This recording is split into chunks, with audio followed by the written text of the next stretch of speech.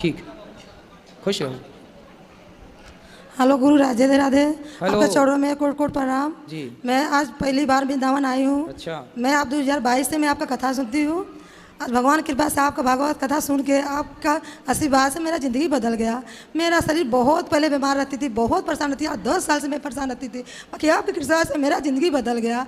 आज भगवान की सेवा में, भक्ति में आप करके दिया, आपका दिखाया हुआ रास्ता में चल रही हूँ। भगवान की कृपा से, आशीर्वाद से, आपकी कृपा आशीर्वाद से सब अच्छा बीत रहा है। खुश रहिए। मैं गुरु जी आज भगवान के आशीर्वाद से, आपके आशीर्वाद से, भगवान की कृपा से घर भी बन गया। मैंने लोग नहीं से नहीं चाहती थी कि भगवान सब अच्छा करें। कोई सवाल है आपका? भैया ये सवाल है, एक सवाल है गुरु जी। मेरे ससुर 7 भाई हैं, तो 7 भाई के मतलब कोई मतलब बेटा है या बेटा है, एक बेटा है, उनके मतलब कोई बच्चा हो जाए तो पूजा भगवान को करना चाहिए नहीं? ससुर 7 भाई हैं। हाँ, उनके बेटे के बेटे को बेटे हों तो भगवान की पूजा करना या चाहिए कि नहीं? काहे नहीं करोगी पूजा? उसके बेटा हो रहा तो होता रहे, हम पूजा काहे छोड़े? नहीं पूजा करना है, अशुद्ध हो गया। मैं तो उड़ीसा में रहती तो भी बोलते हैं घर में हो गया तो नहीं पूजा करना चाहिए। सूतक देखो, मरने का सूतक ज्यादा लगता है, जन्मने का सूतक सीमित होता है।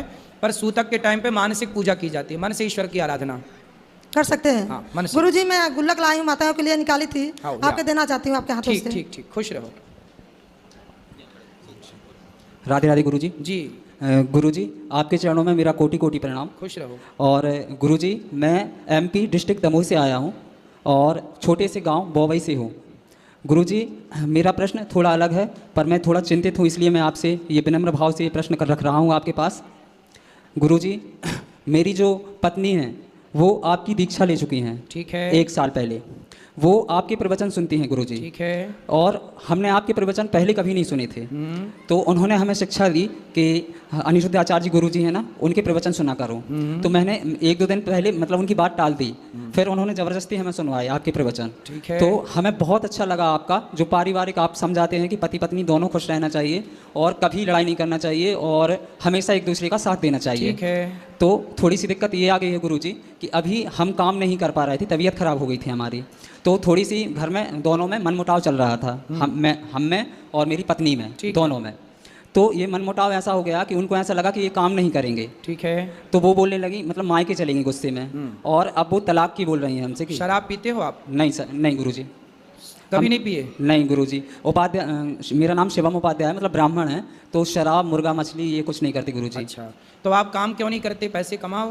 पैसे कमाते हैं गुरु जी। अभी हम आए थे वृंदावन में हमने तो पत्नी को बोलना, ले आते, हम समझाएंगे, हमारी बात बोलना कि सुने जी। पति ना कमाए, पति गरीब है, पति नहीं काम कर रहा है, इस परिस्थिति में पत्नी को अपने पति का साथ देना चाहिए, ना कि पति को छोड़ देना चाहिए। जब पति गरीब हो, अकेला पड़ रहा हो, उस समय पत्नी तो साथी है ना उसकी, इसलिए बेटा आपको पति का त्याग नहीं करना चाहिए। तलाक हम सनातनियों में नहीं होता, तलाक वलाक की परंपरा हमारे सनातन में है ही नहीं। ये कोई अच्छी विचारधारा नहीं है। तलाक का रास्ता अच्छा रास्ता नहीं है, सबसे घटिया रास्ता है तलाक। जी गुरु जी मेरी आपसे एक विनम्र निवेदन है कि आपने मतलब आपको वो इतना ज़्यादा मानती हैं, इतना ज़्यादा पूजती हैं, जैसे अभी यह ने क्वेश्चन किया था भगवान की तरह, तो वो वैसा पूछती हैं। तो मैं वृंदावन आपसे मिलने के लिए आया था, सिर्फ मैंने उनसे कहा तो उन्होंने मेरी बातों को टाल दिया कि अब जैसे कोई गलती हमसे हुई तो हमने माफ़ी मांगी। क्या गलती की थी आपने, बताओ? गलती ये कि जैसे हम काम नहीं कर पा रहे थे तो हमने उनको डांट दिया था। जैसे क्या बोल दिया था? हमने कि मतलब हमें ऐसा टॉर्चर मत करो काम के लिए, एकदम हम जैसे ही हो जाएंगे, मतलब स्वस्थ हो जाएंगे, हम काम जरूर करेंगे, हम पे विश्वास रखो, थोड़ा सा हम पे विश्वास रखो। तो उनको ऐसा लगता था कि ये काम नहीं करेंगे, तो हमने थोड़ा सा डांट दिया था। और फिर उसमें उनको थोड़ी सी हमसे एलर्जी टाइप की होने लगी कि ये अब आगे काम नहीं करेंगे और ऐसे ही रहेंगे, तो उनको नफरत सी हो गई थी हमसे। तो गुरुजी आपसे एक प्रार्थना है कि उनका नाम रेखा। परंतु देखो, इतनी सी बात के लिए कोई पत्नी अपने पति को नहीं छोड़ी, कोई और बात हो है जो आप छिपा रहे हो, आप पूरी अपना पक्ष नहीं बता रहे हो। चूंकि आपकी पत्नी यहाँ नहीं है तो आपने उसका पक्ष तो बता दिया। अब आपकी पत्नी यहाँ होती तो वो ये बताती ना कि किस कारण से उसने ऐसा कहा, कोई तो कारण रहा होगा, बिना कारण के कार्य तो नहीं होता। नहीं, इसलिए आप अपनी भी गलती बताओ कि आपने क्या गलती की। आपका कोई पराई स्त्री से चक्कर था? नहीं गुरुजी एक बात और बता दें हम आपको। हाँ। मतलब मन से बता रहे, सच्चे हृदय से बता रहे हैं। बताओ। हम किसी भी पराई नारी या स्त्री के प्रति गलत भावना कभी नहीं रखी। ठीक है। हमारी मतलब जो पत्नी है ना, तो हमारा एक ही उद्देश्य है कि ये मतलब वो ऐसा ना सोचें कि तलाक हो और हम दोनों फिर से एक हो जाएं और उनकी सोच बदल जाए। इसीलिए गुरुजी हम बिल्कुल एक तो हो ही जाओगे, दिक्कत नहीं है, पर आपकी क्या गलती थी ये बताओ। गलती ये थी गुरुजी कि जैसे वो काम की बोलती थी। काम, बस ये गलती थी। जी, तो पहले जैसे काम की बोलती थी वो स्टार्टिंग में, तो हम काम को इग्नोर करते थे उस समय पे। गांजा वांजा तो नहीं पीते? नहीं गुरुजी। कोई नशा? हाँ, एक नशा करते हैं गुरुजी। क्या? गुटखा बस खाते हैं। अच्छा, जी। कौन सा गुटखा? ये तम्बाकू वाला गुटखा। अब नहीं खाना? जी। ठीक है, तो गुरुजी चलो आ जाएगी अब आपकी पत्नी। जी ठीक है। राधे राधे गुरुजी, आपके चरणों में कोटि कोटि प्रणाम। खुश रहिए, खुश रहिए। राधे राधे गुरुजी, आपके चरणों में कोट कोट प्रणाम। जी। मैं मुंबई से आई हूँ। आज मेरी शादी की सालगिरह है। मेरे पति को मुझे अपना आशीर्वाद दीजिए। आशीर्वाद है। और मेरे बच्चे ना कथा नहीं सुनते हैं और दोनों मेरे बेटे बहुत झगड़ा करते हैं। कहाँ इसको है थोड़ा बेटे? समझा दीजिए। कहाँ है? काय बेटा? बहुत झगड़ा करते हैं आपस में। समझाती हूँ, थोड़ा कथा सुनो, सुनते ही नहीं, बोलती तू सुन। काय ऐसे बेटा होता बात करो। अभी काहे झगड़ा करते हो लाला? राधे राधे गुरुजी जी। जी, काहे राधे झगड़ा? राधे गुरुजी। क्या नाम है आपका? मेरा नाम अमन है। और इनका? मेरा नाम यश है। तो लड़ते हो? हाँ, किस बात पे लड़ते हो? बताओ। थोड़ी छोटी छोटी बात पे हम लोग लड़ने लगते हैं।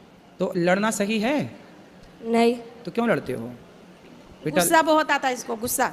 भैया लड़ो मत, दोनों भाई प्रेम से रहा करो, एक दूसरे का साथ दो। आपस में ही लड़ोगे, आप आपस में ही लड़ोगे तो फिर अपन लोगों को अभी बहुत सारी लड़ाइयाँ लड़नी है आतंकवादियों से। आपस में लड़के मर जाएंगे तो आतंकवादियों से कौन लड़ेगा? ठीक है। हम तीनों बहनें पहली बार आए गुरुजी, एक मुंबई से, एक उड़ीसा से, एक मिर्जापुर से। आप अपना आशीर्वाद बना रखे कि हम फिर से आए। फिर से आओ। ये मेरी बहन है। बार बार 2 मिनट बात कर लीजिए। ये मेरी बड़ी बहन है। राधे राधे गुरुजी। जी। आपको चरणों में कोटि कोटि प्रणाम। खुश रहिए, हम लोग का बहुत मन था, इसलिए हम तीनों बहनें साथ में आए थे। आओ, सुखी रहो, आते रहा करो। चलो यहाँ बात कराना अब। राधे राधे गुरुजी। हाँ मैया। आपके सन्ना में कोटि कोटि प्रणाम। जी। मैं राजस्थान से आई हूँ, आपकी डाली कथा में सुन रही हूँ, इसलिए आपके सन्ना में। कोई प्रश्न है? गुरुजी हाँ, अब एक प्रश्न है, हम अच्छा करने से बुरा क्यों होता है? क्या अच्छा किया आपने? सब हमारे परिवार के लिए जो वो मांगते हैं, देते हैं, बिजनेस सब कुछ उसके लिए किया। किसके लिए किया? सबके भाइयों के लिए तो आपने सबको बिजनेस कराया? करवाया। क्या क्या बिजनेस कराया? वो सब बिजनेस इलेक्ट्रिकल का शॉप है। अच्छा, हमें भी करा दो एक आध बिजनेस। आप ही आपका कृपा होगा तो आप ही करवा देंगे।